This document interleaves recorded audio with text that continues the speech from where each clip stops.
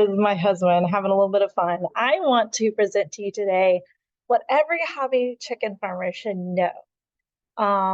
This is just a culmination of my experiences. This just, it might not cover everything. So, I'm going to give you some recommendations at the end for further research, but we're just going to cover all these things lightly just to get you a little bit more familiar with the things that you might need to know if you're thinking about hobby chicken farming. So you can hatch your own chickens. This is an option that if you have access to an incubator, it takes about 21 days. It's really fun. You see my daughter right there, face plastered against the incubator.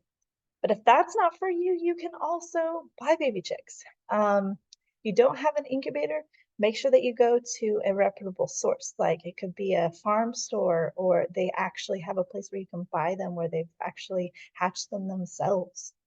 Or you could just go buy a full grown chicken, but make sure that you have vetted that place. Make sure that you know where they're coming from, that you're not getting any diseases into your coop. So whenever you're looking at this and you're thinking, okay, I want to have young chickens. Awesome. You want to make sure that you have good chick feed, a small feeding water so they don't drown. So you need something nice and small, red light to keep them warm, and then fresh pine shavings at the bottom of your container to keep it fresh. Feed, you're going to be looking for high quality feed.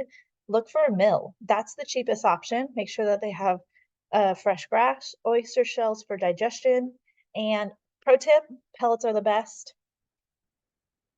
Table scraps. They will eat anything. So please give them your fruits and your vegetables. And I know it sounds weird, but give them those leftover eggs. They're really, really high in protein and they will eat almost anything. You'll know pretty soon what your chickens are picky for. Free range versus pasture raised. You need to know the difference. Free to go outside and everywhere is pasture raised.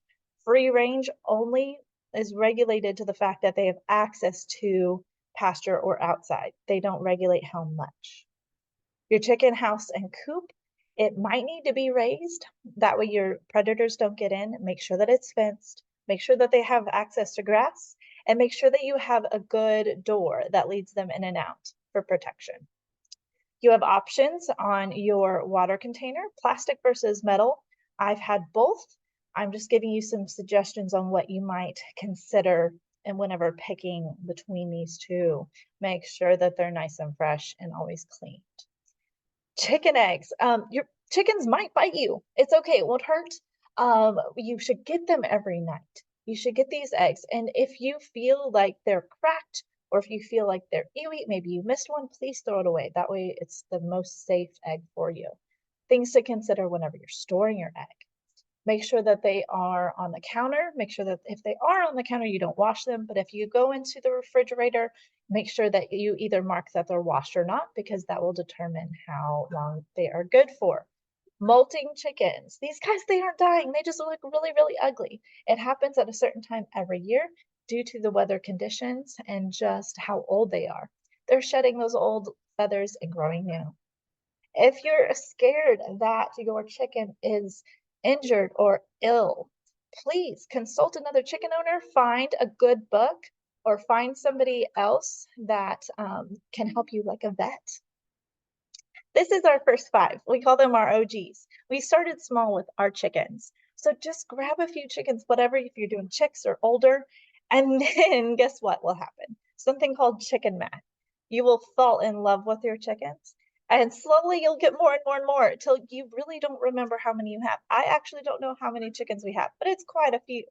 So make sure that you are just starting small and then have fun with it, because before you know, you'll have a bunch of chickens running around.